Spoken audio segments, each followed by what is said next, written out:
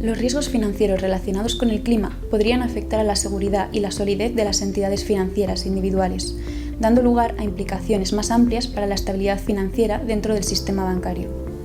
Por ello, el Comité de Supervisión Bancaria de Basilea ha creado el Grupo de Trabajo sobre Riesgos Climáticos para que se ocupe de los riesgos financieros relacionados con el clima.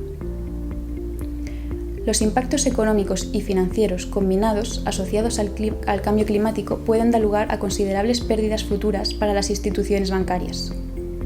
En este contexto, un marco eficaz de gestión de riesgos para los bancos y los supervisores debería identificar los principales factores de riesgo climático y sus canales de transmisión, medir las exposiciones relacionadas con el clima y cualquier área de concentración de riesgos, y introducir los riesgos relacionados con el clima en métricas de riesgo financiero cuantificables.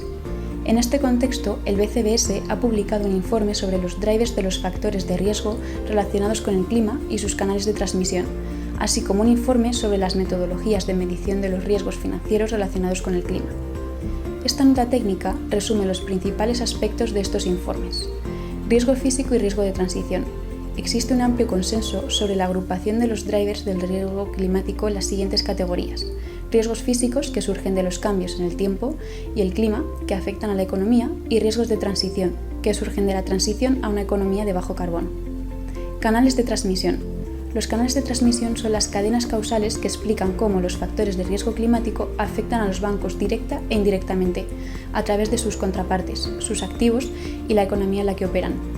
Los canales de transmisión pueden clasificarse como microeconómicos o macroeconómicos. Fuentes de variabilidad. La probabilidad y tamaño del impacto de los factores de riesgo climático puede verse afectado por variables adicionales. Estas fuentes de variabilidad se clasifican en las siguientes tipologías: heterogeneidad geográfica, amplificadores y mitigantes. Consideraciones metodológicas. La evaluación de los riesgos financieros relacionados con el clima introduce nuevos conceptos para los gestores de riesgos. Estos conceptos ocupan un lugar destacado tanto en la identificación de la exposición del riesgo al cambio climático como en la medición de los riesgos financieros relacionados con el clima. Metodologías de medición. Existen diferentes metodologías de medición utilizadas para determinar y medir la exposición a los riesgos financieros relacionados con el clima, desarrolladas tanto por los bancos como por los supervisores.